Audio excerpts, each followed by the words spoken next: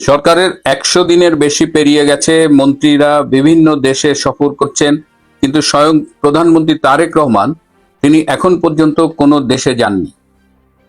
তার বিদেশ সফর আসলে শুরু হবে কোন দেশ দিয়ে?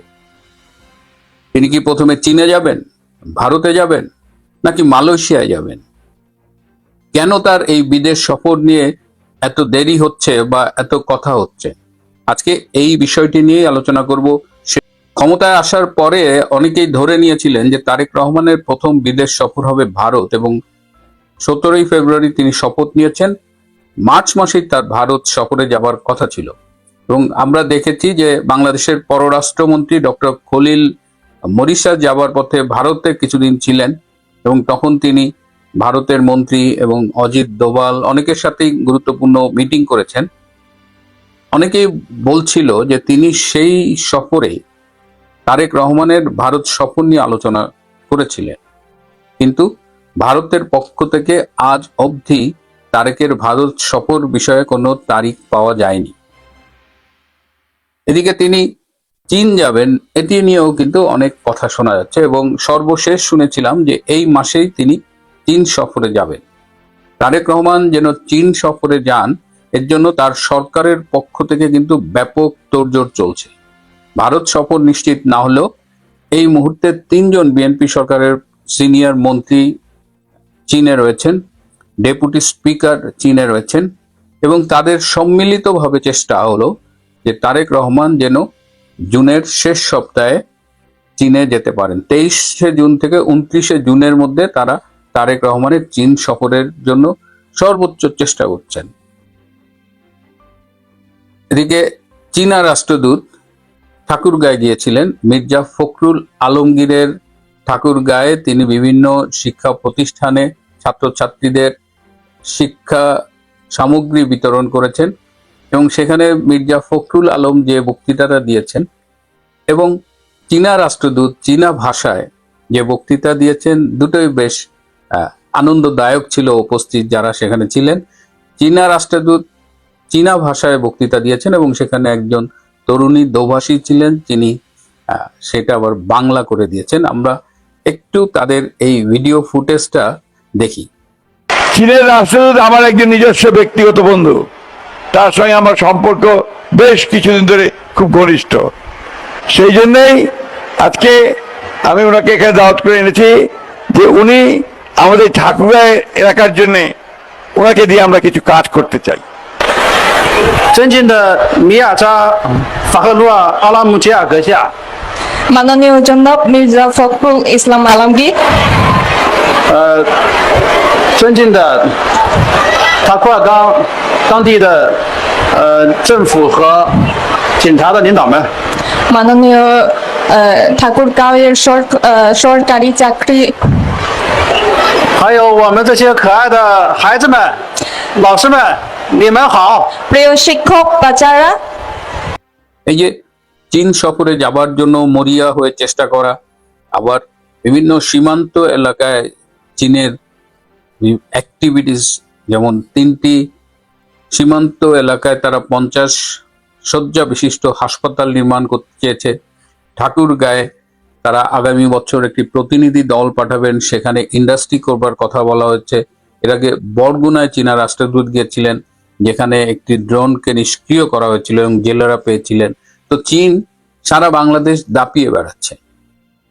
তো চীন যখন সারা বাংলাদেশ দাপিয়ে বেড়াচ্ছে, তখন মার্কিন রাষ্ট্রদূত বেন ক্রিস্টেনসনের ভূমিকা আসলে কি হওয়া উচিত? তার তো চাকরি থাকার কথা না, কারণ তিনি সিনেটে যে ইন্টারভিউটা দিয়েছিলেন বাংলাদেশে রাষ্ট্রদূত হিসেবে ফাইনাল মনোনীত হবার আগে, সেখানে তাকে প্রশ্ন করা হয়েছিল বাংলাদেশে চীনের প্রভাব তিনি কিভাবে কমাবেন, এবং তিনি বলেছিলেন তিনি চেষ্টা করবেন। কিন্তু এখন দেখা যাচ্ছে যে তিনি আসার পরে বাংলাদেশে চীনের প্রভাব আগের যে কোনো সময় চাইতে অনেক বেশি বেড়ে গেছে, এবং তারই লক্ষণ আমরা দেখছি। এবং তারেক রহমান চীনে গেলে কি আলোচনা হবে সেটি নিয়েও কিন্তু এই যে সিনিয়র মন্ত্রীরা গেছেন, এটি নিয়ে আলোচনা হচ্ছে যে তারেক রহমান যদি চীন সফরে আসেন তাহলে কি নেবেন কি দেবেন এগুলো নিয়ে আলোচনা হবে। তো ভারতে যাবেন, চীনে যাবেন, কিন্তু তার সফরের ডেটটা আমরা পাচ্ছি না। এটাই সমস্যা, যে তিনি আসলে কবে যাবেন। এই যে মালয়েশিয়া যাবেন বলে আবার শুনলাম সেই মালয়েশিয়া যাওয়াটাও এখনো নিশ্চিত হতে পারছে না। তার মানে কি তারেক রহমানের বিদেশ সফরটা ঝুলে আছে, এবং এটা কি তারেক রহমানের সরকারের আন্তর্জাতিক কূটনীতির দেউলিয়াত থেকে প্রমাণ করে কিনা সেটা নিয়ে কিন্তু ইতিমধ্যে ফিসফাস শুরু হয়ে গেছে।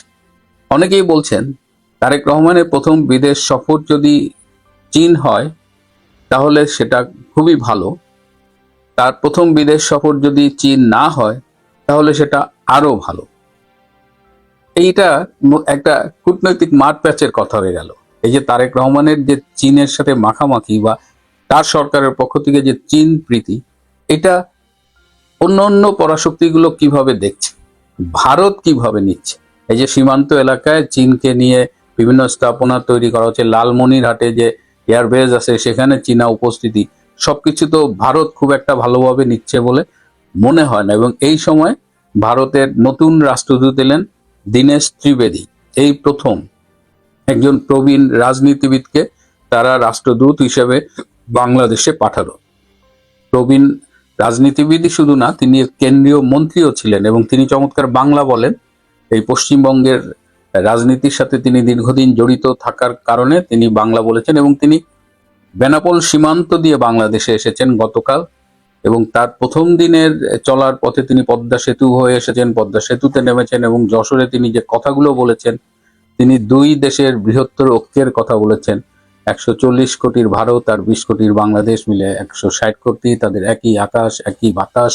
এই কথাটাকে খুব ভালোভাবে খোলা মনেও নেওয়া যায়, আবার এটাকে বেশ মানে এটার বিরোধিতা করবার মতো অনেক সুযোগ আছে। এমন একটা ঘুগলি তিনি প্রথম দিনেই ছেড়েছেন। তো এখন কথা হচ্ছে যে তিনি দুই দেশের ঐক্য মানে কি, বাংলাদেশ ভারত এক হয়ে যাবে। আবার আরেকটা কথা হচ্ছে বাংলাদেশ ভারতের ঐক্যের কথা বলছেন, তাহলে সার্ক কি দোষ করলো? তো এই কূটনীতির এই খেলাগুলো চলছে। বাংলাদেশ আসলে আন্তর্জাতিক কূটনীতিতে যে কোন দিকে যাচ্ছে, কার বন্ধু হতে যে কার শত্রু হয়ে যাচ্ছে, এই আলোচনাগুলো কিন্তু হচ্ছে।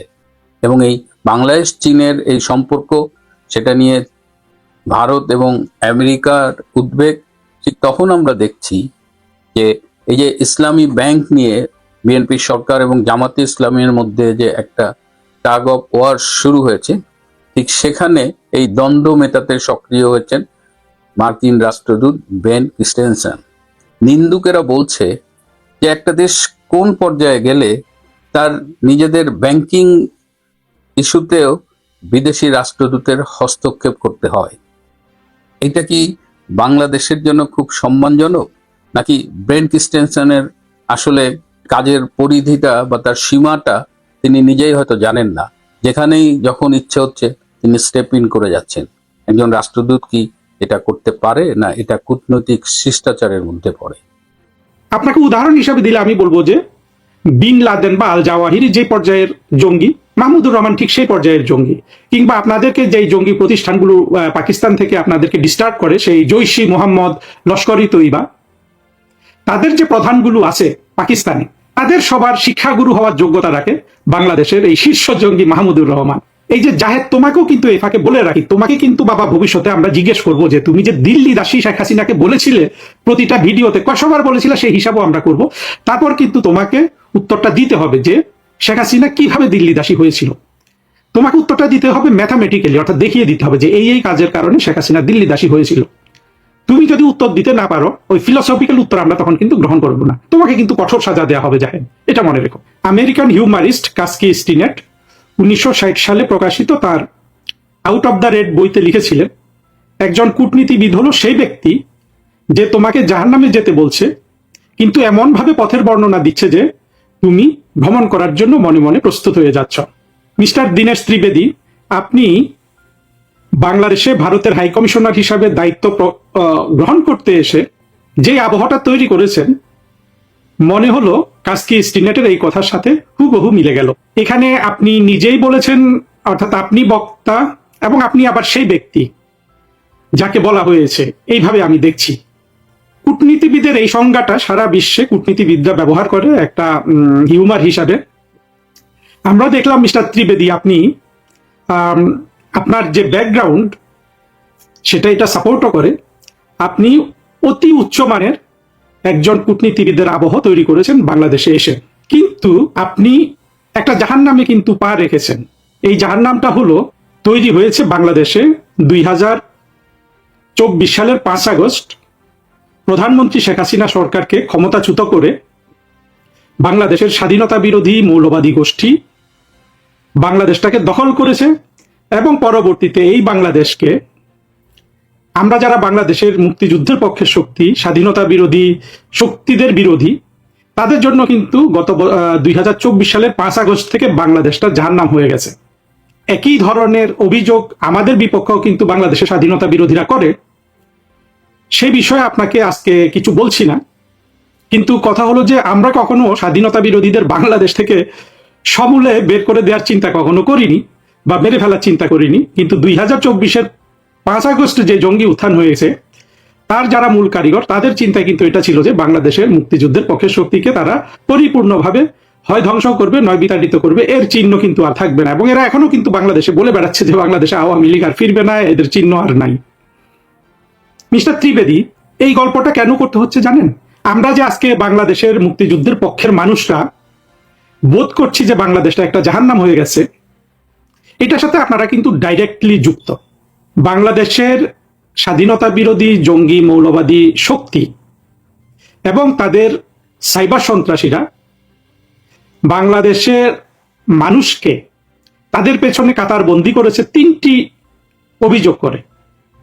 এক হলো প্রধানমন্ত্রী শেখ হাসিনা সরকার গুম খুন করেছে, দ্বিতীয় হলো প্রধানমন্ত্রী শেখ হাসিনা সরকার দুর্নীতি করেছে, তৃতীয় হলো প্রধানমন্ত্রী শেখ হাসিনা সরকার ভারতের কাছে বাংলাদেশকে বিক্রি করে দিয়েছে। আমরা এ পর্যন্ত নানানভাবে প্রমাণ করেছি যে প্রধানমন্ত্রী শেখ হাসিনা ছিলেন বাংলাদেশের সবচেয়ে বড় উদার এবং মানবাধিকার রক্ষাকারী একজন শাসক, এবং আমরা বিভিন্ন তথ্য দিয়ে দেখিয়ে দিয়েছি যে বাংলাদেশের দুর্নীতি প্রধানমন্ত্রী শেখ হাসিনা 2009 সালে যে শাসন শুরু করেছিলেন, ঠিক তখন থেকে দুর্নীতি কমে যেতে থাকে। বাংলাদেশ ছিল 2001 থেকে 6 সাল পর্যন্ত বা 7 সাল পর্যন্ত সারা পৃথিবীর 1 নম্বর দুর্নীতিগ্রস্ত দেশ, যখন ক্ষমতায় ছিল বর্তমান শাসক দল বিএনপি, সেই 2001 থেকে 6 সালে। পরবর্তীতে আমরা যদি ট্রান্সপারেন্সি ইন্টারন্যাশনালের তথ্যগুলো দেখি, আর বাংলাদেশ কখনোই কিন্তু পৃথিবীতে 1 নম্বর দুর্নীতিগ্রস্ত দেশ ছিল না, এবং কখনো কখনো বিশেষ করে 2009 থেকে 24 সাল পর্যন্ত এটা অনেক উন্নতি হয়েছিল, এমনকি মধ্য ইউরোপের দেশগুলোর কাতারেও গিয়ে পৌঁছেছিল দুর্নীতির সূচকে, যেটা আবার ইউনুসের ডাকাততন্ত্র শুরু হওয়ার পরে আবার অনেকটা নেমে গেছে, আবার আগের দিকে ধাবিত হচ্ছে। ভবিষ্যতে কি হবে আমরা জানি না।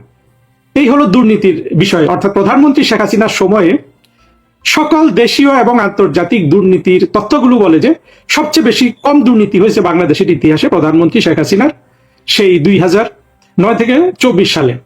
এগুলো একটা, এটা তো আপনার এই তথ্যগুলো তো পাবলিক ডোমেইনে আছে, আমার কাছ থেকে শোনার প্রয়োজন নাই, আমি শুধু সচেতনতা তৈরি করার জন্য কাহিনীটা বললাম।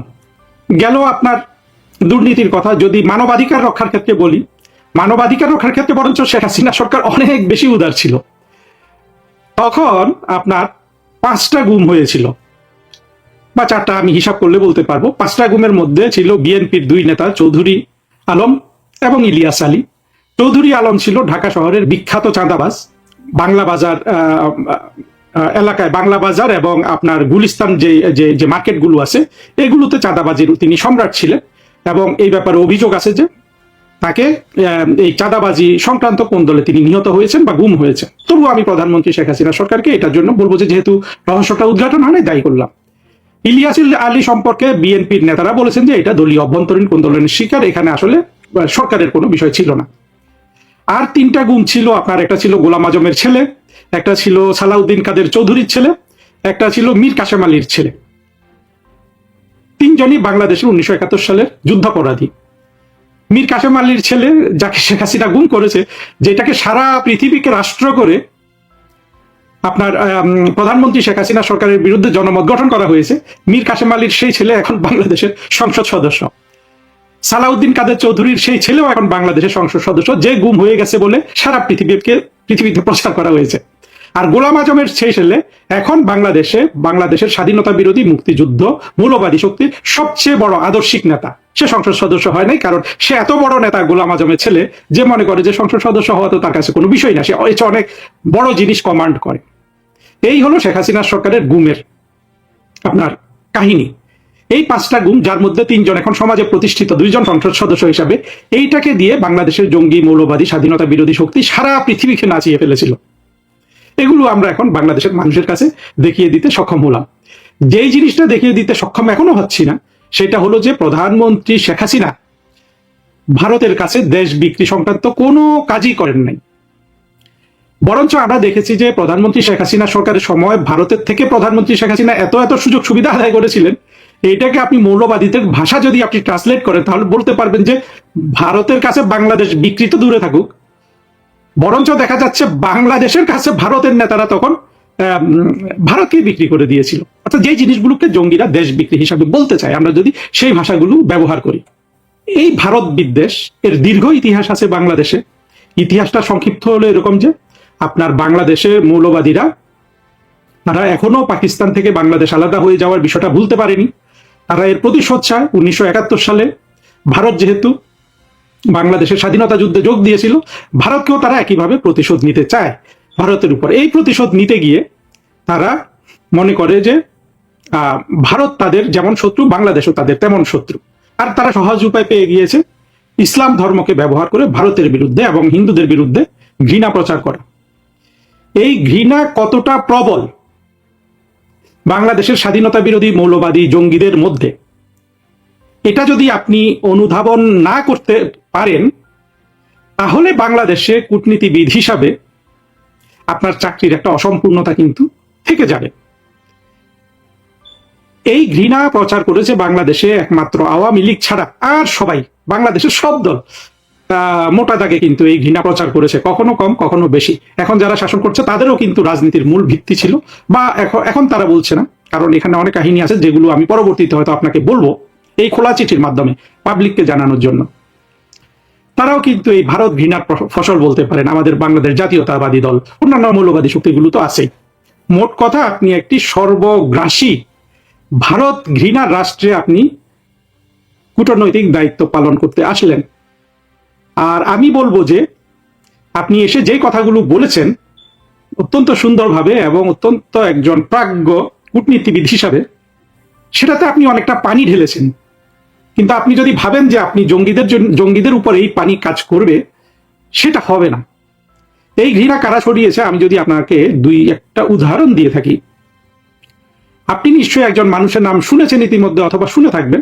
বাংলাদেশে যারা ভারতকে এবং হিন্দুদের ঘৃণা করে এদের যদি আপনি তালিকা করেন, সেই তালিকায় 1 নম্বর নামটা যাবে মাহমুদুর রহমানের, যেই ব্যক্তি এখন আমার দেশ নামক একটি প্রভাবশালী পত্রিকার সম্পাদক ঢাকা শহরে। এবং এই মাহমুদুর রহমান কোন পর্যায়ের জঙ্গি এটাও আপনাকে একটু স্টাডি করতে হবে। আপনাকে উদাহরণ হিসাবে দিলে আমি বলবো যে বিন লাদেন বা আল জাওয়াহিরি যে পর্যায়ের জঙ্গি, মাহমুদুর রহমান ঠিক সেই পর্যায়ের জঙ্গি। কিংবা আপনাদেরকে যে জঙ্গি প্রতিষ্ঠানগুলো পাকিস্তান থেকে আপনাদেরকে ডিস্টার্ব করে, সেই জৈশি মোহাম্মদ, লস্করি তৈবা, তাদের যে প্রধানগুলো আছে পাকিস্তানে, তাদের সবার শিক্ষাগুরু হওয়ার যোগ্যতা রাখে বাংলাদেশের এই শীর্ষ জঙ্গি মাহমুদুর রহমান। মাহমুদুর রহমান সম্পর্কে একটা ছোট গল্প আপনাকে বলি। 2009-এ প্রধানমন্ত্রী শেখ হাসিনা যখন দ্বিতীয়বারের মতো সরকার গঠন করেন, তিনি আহমেদ তারেক করিম নামে এক ব্যক্তিকে ভারতে বাংলাদেশের হাই কমিশনার নিযুক্ত করেন। আহমেদ তারেক করিম কোনো একটা স্বাধীনতা দিবস অর্থাৎ বাংলাদেশের স্বাধীনতা দিবস উপলক্ষে একটা পুস্তিকা বের করেন। এই পুস্তিকায় তিনি তার যে বক্তব্যটা দিয়েছিলেন বা মুখবন্ধ দিয়েছিলেন, তার নিচে লিখেছিলেন জয় বাংলা জয় হিন্দ। এই কথাটাকে জয় বাংলা জয় হিন্দ পুঁজি করে, পুস্তিকার একটা কথাকে পুঁজি করে, মাহমুদুর রহমান তখন দৈনিক আমার দেশ, তার তখন আমার দেশ, এই একই পত্রিকায় কলাম লিখে হইচই ফেলে দিয়েছিল বাংলাদেশে। এবং বাংলাদেশের সব মানুষকে, অর্থাৎ বাংলাদেশের স্বাধীনতা বিরোধী মৌলবাদী সকলকে তো বটেই, এমনকি বাংলাদেশের মুক্তিযুদ্ধের পক্ষেরও নিরীহ মানুষকে এই মাহমুদুর রহমান তার এই কলামের মাধ্যমে, এবং এই কলামটা নিয়ে আবার তখন যারা বাংলাদেশের আপনার স্বাধীনতা বিরোধী মৌলবাদী প্রপাগান্ডিস্ট আছে, তারা এটাকে নিয়ে প্রচুর আলোচনা করে এর মাধ্যমে যে প্রভাব সৃষ্টি হয়েছিল, এমনকি আমাদের মুক্তিযুদ্ধের পক্ষের মানুষও কনভিন্সড হয়েছিল যে হ্যাঁ, বাংলাদেশকে যে শেখ হাসিনা ভারতের হাতে তুলে দিয়েছেন এটাই প্রমাণ। কারণ সে তো বাংলাদেশের রাষ্ট্রদূত, সে শুধু জয় বাংলা বলতে পারে। জয় বাংলাকেও তারা আবার মনে করে যে এটা হিন্দুদের স্লোগান। সে জয় বাংলা বলতে পারে, জয় হিন্দ কেন বলবে? মিস্টার ত্রিবেদী, সারা পৃথিবীতে সকল রাষ্ট্রদূত এই স্লোগানটাই কিন্তু ব্যবহার করে যেই দেশে তারা দায়িত্ব পালন করে। আপনি আমাদের আসলে ব্যক্তিগত উদাহরণ, যে কোনো দেশে মনে করেন আমি একজন কূটনীতিবিদ, বর্তমানে আমি সাময়িকভাবে ছুটিতে আছি বলতে পারেন। যখন আমাদের মুক্তিযুদ্ধের পক্ষের শক্তি আবার পুনরায় ক্ষমতায় আসবে, আমি আবার স্বপদে ফিরে যাব।